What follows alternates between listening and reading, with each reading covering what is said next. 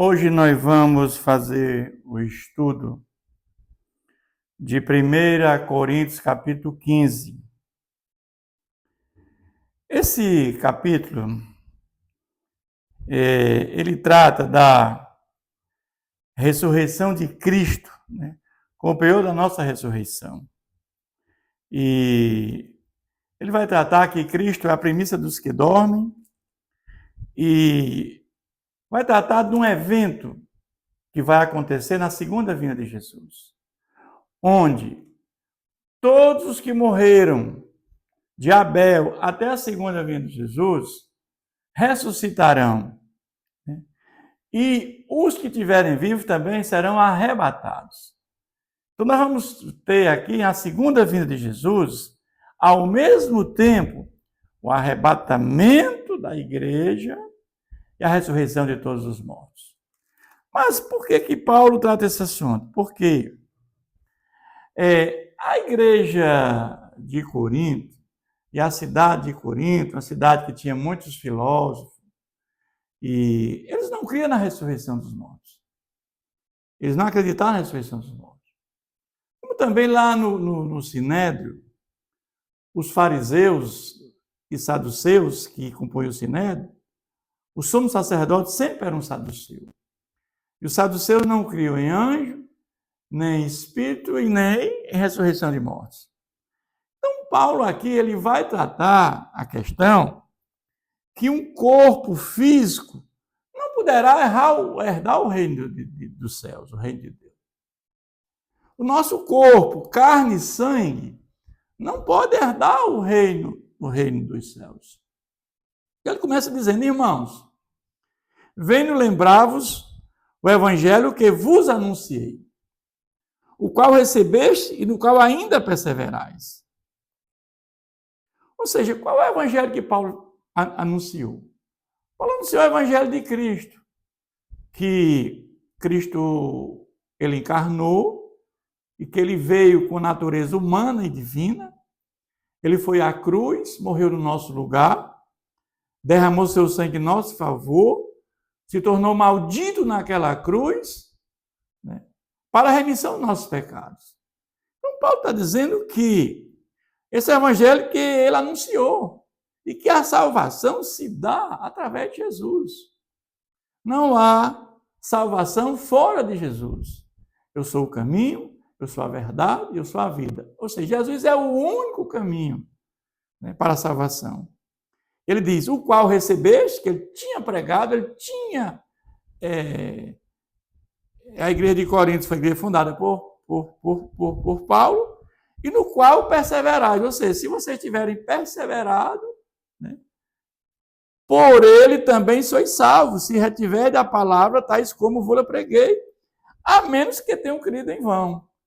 Ou seja, Paulo está dizendo: se vocês escutaram a palavra do Senhor e o Espírito Santo fez obra regeneradora em vocês, vocês foram regenerados, vocês nasceram de novo, vocês agora foram justificados pela fé em Jesus Cristo. E se vocês agora fazem parte da família de Deus, e se vocês perseverarem até o fim, vocês terão a vida eterna. Né? É isso que ele está dizendo. Né? A menos que vocês tenham crido em vão, ou seja, vocês não tenham crido. A menos que vocês não tenham nascido de novo. Porque quem não nascer de novo não verá o reino de Deus. Como Jesus disse para Nicodemo: importa nascer da água e do Espírito. Nascer da água é a palavra, nascer do Espírito e do Espírito Santo. A palavra e o Espírito Santo é que produz a regeneração no homem. Antes de tudo vos entreguei o que também recebi, que Cristo morreu pelos nossos pecados, segundo a Escritura. Ou seja, Jesus ele morreu no nosso pecado, morte substitutiva. Ele é o Cordeiro Pascal que tira o pecado do mundo. Jesus ele fez o sacrifício único em nosso favor. Depois que Jesus morreu, não tem mais necessidade nenhuma de matança de animais. Porque o pecado, ou seja, o que ele fez na nossa cruz, na cruz por nós, ele nos libertou da escravidão dos nossos pecados. Que foi sepultado, ressuscitou, o terceiro Diz segundo as Escrituras. E apareceu a Cefas, depois aos 12, depois foi visto por mais de 500 irmãos de uma só vez, dos quais a maioria sobrevive até agora, porém alguns já dormem. Depois foi visto por Tiago, mais tarde por todos os apóstolos. Então, o que ele está dizendo aqui? Que não há nenhuma dúvida da ressurreição de Jesus. Embora os habitantes da cidade de Corinto digam que não havia ressurreição, eram grande parte filósofos, pessoas estudiosas, né? Alguns agnósticos, né? Ou até ateus, mas não há nenhuma dúvida da ressurreição de Jesus. Porque Jesus, quando ressuscitou, ele ainda passou 40 dias aqui na Terra. E ele fez 12 aparições. E aqui, Paulo está falando apenas de algumas, que ele apareceu aos 12, aos 500, aos 2 de Emaús, né? A Tiago. E ele, na hora da sua ascensão, eles estavam presentes naquele momento. Então não há nenhuma dúvida da ressurreição de Jesus. Mas o mais interessante aqui é que eles, afinal, depois de todos, foi visto também por mim como nascido fora de tempo. Por que Paulo fala isso? Porque Paulo estava indo para com cartas do Sinédrio, para perseguir os do caminho seguidores de Cristo em Damasco. E ali ele teve um encontro com Jesus. E nós sabemos que quando nós temos um encontro com Jesus, há uma mudança muito forte na nossa vida. Nós não voltamos mais pelo mesmo caminho. E ali ele teve um encontro fora de tempo. E é por isso que ele diz para aqueles que não acreditavam no seu apostolado, porque ele não tinha convivido com Jesus. Eles entendiam que um apóstolo tinha que ter convivido com Jesus, como os demais. Porque muitos ficaram 3 anos com Jesus, presenciando tudo aquilo que Jesus fez. 35 milagres, 23 de cura, leprosos, paralíticos, cegos, aleijados, 9 sobre a natureza, multiplicação de pães e peixes, transformação de água em vinho, andou sobre o mar, e 3 de ressurreição de mortos. Então, Paulo ele não teve o privilégio de vivenciar isso com os apóstolos de Jesus. Mas ele teve com Jesus, e depois os apóstolos ensinaram a mensagem, tudo que aconteceu. E naquele momento, ali, Jesus disse que ele seria mensageiro dele para pregar para gentios, para judeus, para reis. E que ele sofreria pelo nome de Jesus. Então, ali naquele momento, Paulo agora entende aquele encontro que a salvação não é mais por circuncisão, não é mais por obra da lei, não é por questão das festividades, guardar as festividades. Agora ele fica claro que a salvação se dá somente pela fé em Jesus. É ali que não há mais nenhuma dúvida. E ele agora vai dizer, porque eu sou o menor dos apóstolos, porque mesmo não sou digno de ser chamado apóstolo, para perseguir a igreja de Deus. Ou seja, eu não sou digno de ser chamado, por quê? Porque eu não tive com Jesus, eu não vivenciei os ensinamentos de Jesus, como todos vivenciaram, e eu persegui, eu era um fanático. Eu entendia tudo errado. Agora sim, eu tenho conhecimento. Como é que se dá a salvação? Mas pela graça de Deus, que sou o que sou, e a sua graça que me foi concedida, não se tornou vã.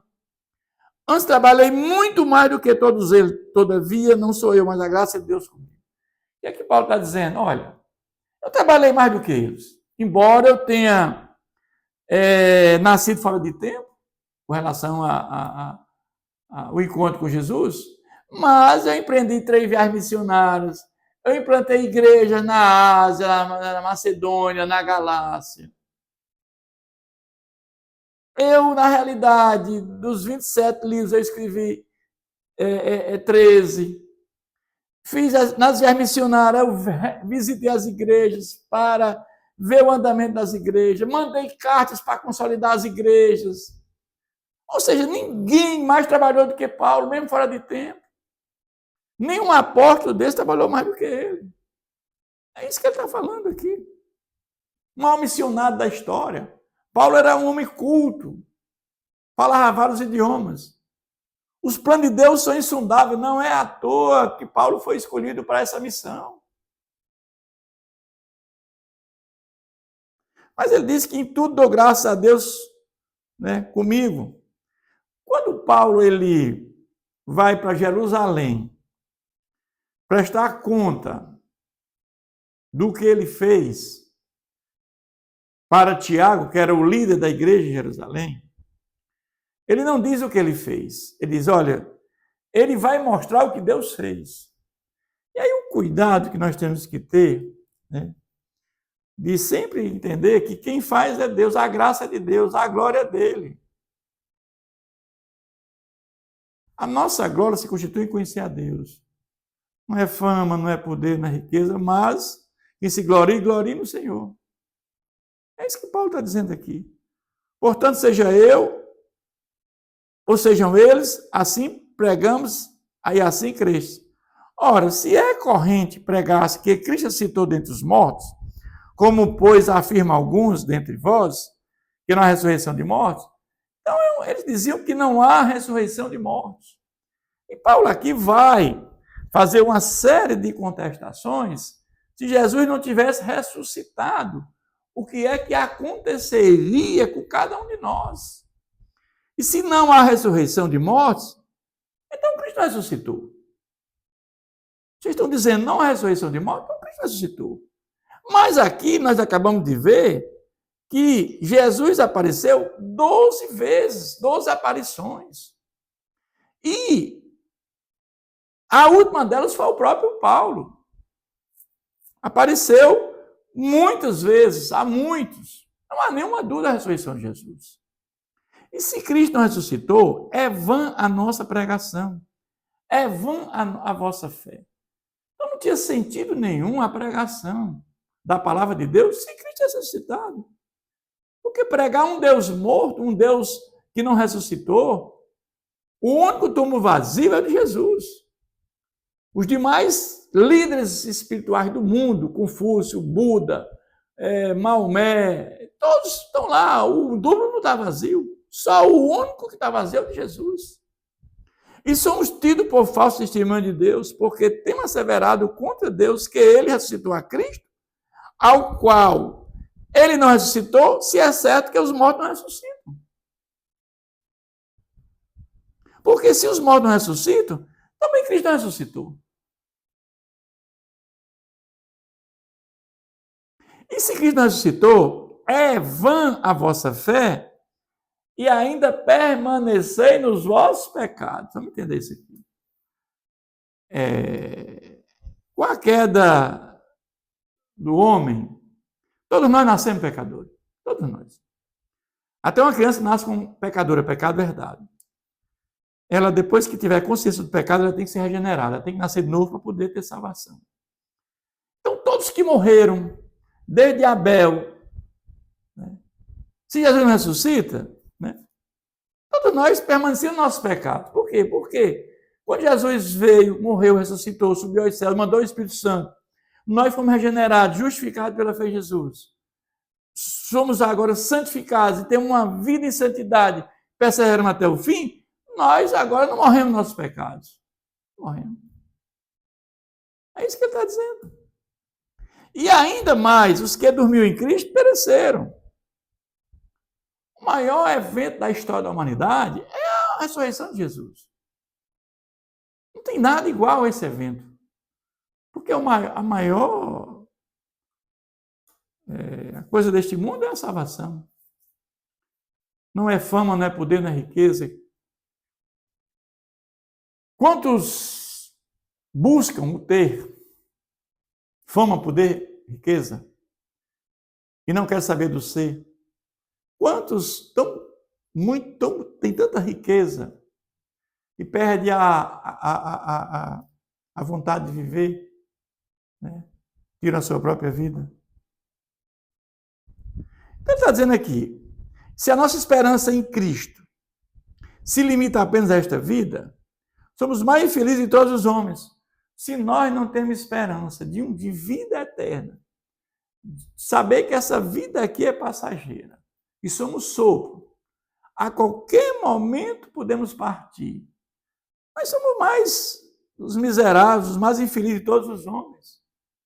Porque a nossa maior esperança é a vida eterna. Jesus, quando foi ressuscitar Lázaro, ele disse, eu sou a ressurreição e a vida. Quem crê em mim, ele que morra, viverá. Por que Jesus falou isso? Porque há uma continuidade de vida para os que creem em Jesus, para os que morrem em Cristo Jesus. Hebreus 9, 27 diz, ao homem é dado morrer onde que eu vejo, sexo e juízo. Os que morrem em Cristo, sua alma estará em gozo no altar de Deus. Os que morrem sem Cristo, estará em sofrimento eterno. Ele agora vai tratar de um tema que Cristo, as primícias dos que dormem.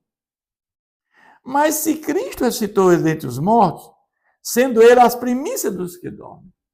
Por que Paulo fala isso? Porque lá no Antigo Testamento, Deus pediu a Moisés para que fizesse 7 festas. Páscoa, pães asmos, depois primícias, Pentecostes, aí vem trombetas, expiação e tabernáculos. Mas na festa das primícias, era a colheita dos primeiros frutos.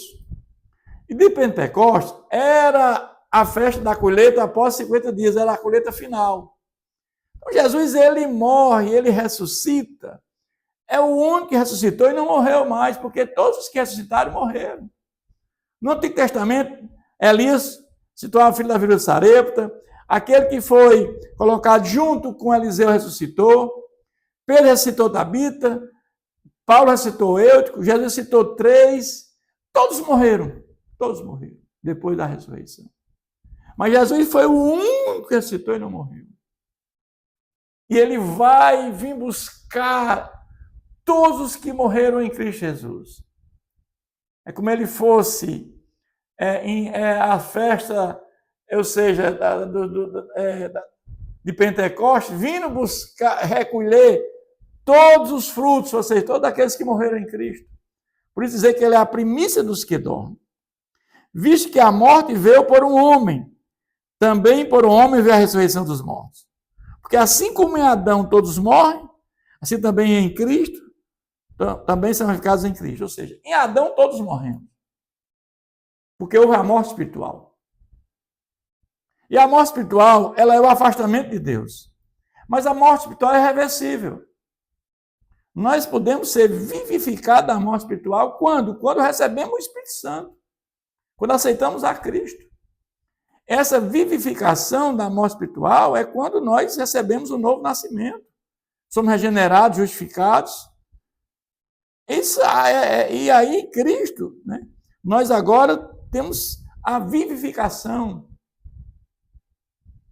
e santificação e um dia a glorificação, que é onde um dia estaremos com Ele no novo céu e na nova terra. O reino de Deus começou na primeira vinda de Jesus, será concretizado na segunda vinda de Jesus. Ele vai dizer agora, e então virá o fim, quando ele entregar o reino de Deus ao Pai, quando houver destruído todo o principado, bem como toda a potestade e poder. Ou seja, nós aguardamos com muita ansiedade, com muita esperança, a segunda vinda de Jesus. Porque ele ressuscitou. O túmulo dele está vazio.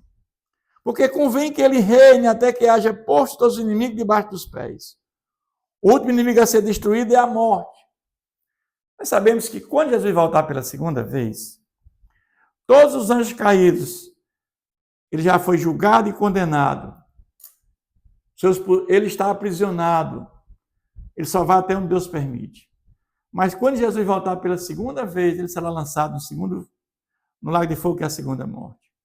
Mas a morte também será lançada no lago de fogo. Por que ela será lançada no lago de fogo? Porque muitos vão querer morrer e não pode, porque há muito sofrimento. Muito sofrimento. De forma consciente.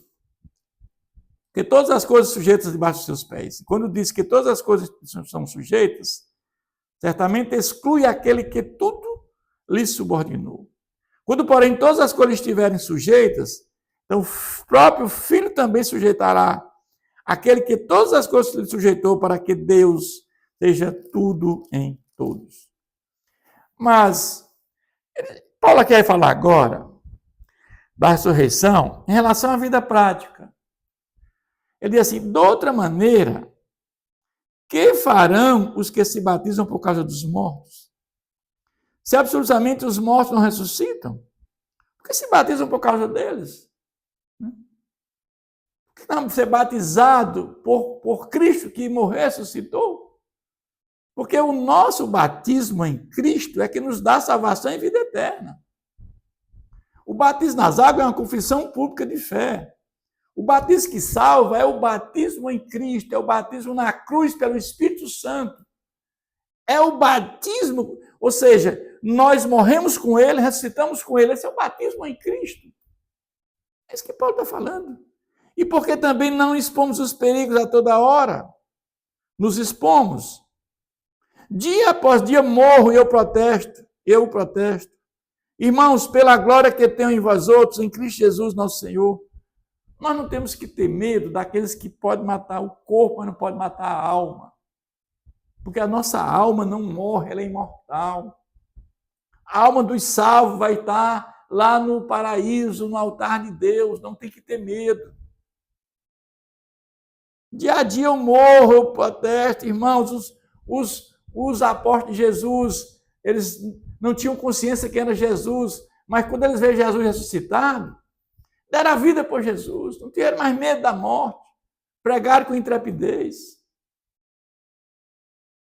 Dos 12, um traiu, um morreu de velhice, que foi João, os demais foram martirizados, alguns cerrados ao meio, outros apedrejados, outros crucificados, outros degolados. E os pais apostólicos, e muitos discípulos também morreram martirizados, por conta do nome de Jesus, pela confiança em Jesus Cristo. Se como homem lutei em Éfeso com feras, que me aproveita isso?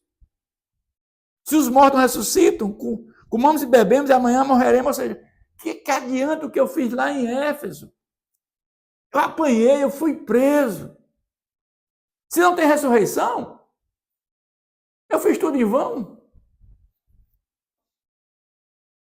Eu fiz tudo em vão. Porque Paulo sofreu muito lá em Éfeso. Mas ele diz assim: comamos e bebamos que amanhã morreremos. Não vos enganeis, as más conversações corrompem os bons costumes. Paulo tem consciência da ressurreição de Jesus. Não há minha dúvida disso. Se Paulo não tivesse consciência, ele não tinha feito o que ele fez. Paulo apanhou muito, Paulo sofreu muito pelo nome de Jesus.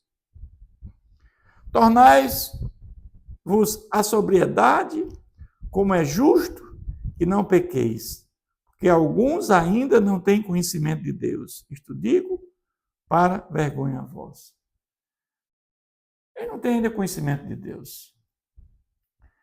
A maior glória nossa é conhecer a Deus. Não tem nada maior do que isso. Mas agora Paulo vai falar de dois eventos, que são os eventos de grande importância para a vida do crente. Que Jesus vai voltar pela segunda vez. Ele voltar pela segunda vez, vamos ter dois eventos ao mesmo tempo. Que todos os que morreram desde Abel até a sua segunda vinda, ressuscitarão, todos. E, no mesmo momento também, os vivos serão transformados. Haverá o arrebatamento da igreja e a ressurreição dos mortos. E Paulo vai explicar como é que isso vai acontecer. Mas alguém dirá: como ressuscitam os mortos? E em que corpo vem? Insensato. O que semeia não nasce, se primeiro não morrer. E quando semeia, não semeias o corpo que há de ser, mas o simples grão, como o trigo ou de qualquer outra semente. Mas Deus lhe dá corpo, como lhe aprouve dar, e a cada uma das sementes o seu corpo apropriado. Nem toda a carne é a mesma, porém uma é a carne dos homens, outro dos animais, outro das aves, outro dos peixes. Mas é o seguinte, olha, quando você planta uma semente, ela morre para depois ela germinar. A mesma coisa vai acontecer conosco. Nós morremos, nós temos a morte espiritual, que é o afastamento de Deus, a morte física, que é a morte onde o corpo se separa da alma e do espírito, ela vai o corpo é pó da terra, e a morte eterna, que é a morte espiritual. Mas a morte física vai ter uma ressurreição do corpo. E esse corpo vai ser ressuscitado, assim como uma semente morre e surge uma planta, assim somos nós. Nós vamos ressuscitar num corpo glorificado. Também há corpos celestiais e corpos terrestres. E, sem dúvida, um é para a glória dos celestiais e outro para dos terrestres. Que é o nosso caso, um é a glória do sol, outro a glória da lua, outras estrelas, porque até entre a estrela e estrela há diferença de esplendor. Pois assim também a ressurreição dos mortos. Semeia o corpo na corrupção, ressuscita na incorrupção. Semeia-se em desonra, ressuscita-se em glória. Semeia-se em fraqueza, ressuscita-se em poder. Semeia-se corpo natural, ressuscita corpo espiritual. Se há corpo natural, há também corpo espiritual. Ou seja, o que é que Jesus está dizendo aqui? Esse corpo físico nosso não poderá herdar o reino de Deus. Carne e sangue não podem herdar o reino de Deus. Quando Jesus vier, a ressurreição do corpo é no corpo glorificado. Não há carne e sangue. Aí é um corpo espiritual. Seremos como anjos. Porque nós não podemos estar lá na eternidade, no novo céu e nova terra, num corpo físico como o nosso, um corpo pecaminoso. É isso que ele está nos dizendo aqui. Ou seja, quando Jesus voltar pela segunda vez, ele vem com a alma dos que se salvarem, e agora vai ter uma nova junção da alma com o corpo glorificado, para estar com Jesus por toda a eternidade. Por toda a eternidade.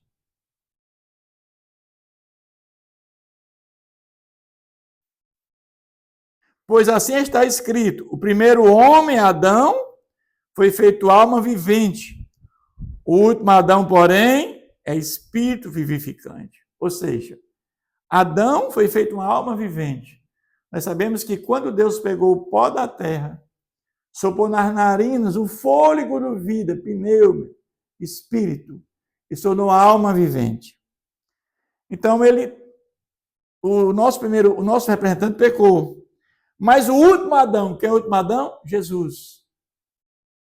Porém, é espírito vivificante, porque ele nos vivifica da morte espiritual que foi acometida lá no Éden.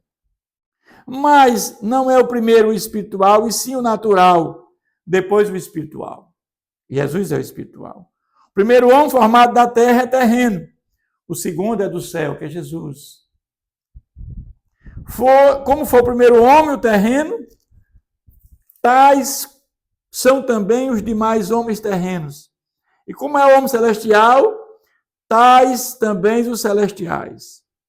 E assim como trouxemos a imagem do que é terreno, devemos também ter a imagem do celestial.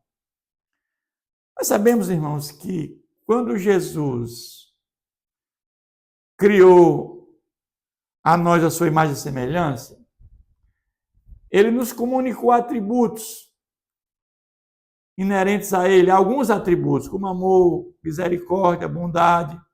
Isso nos faz semelhante a ele, a sua imagem e semelhança. Evidentemente que tem atributos que ele não comunicou e jamais comunicaria.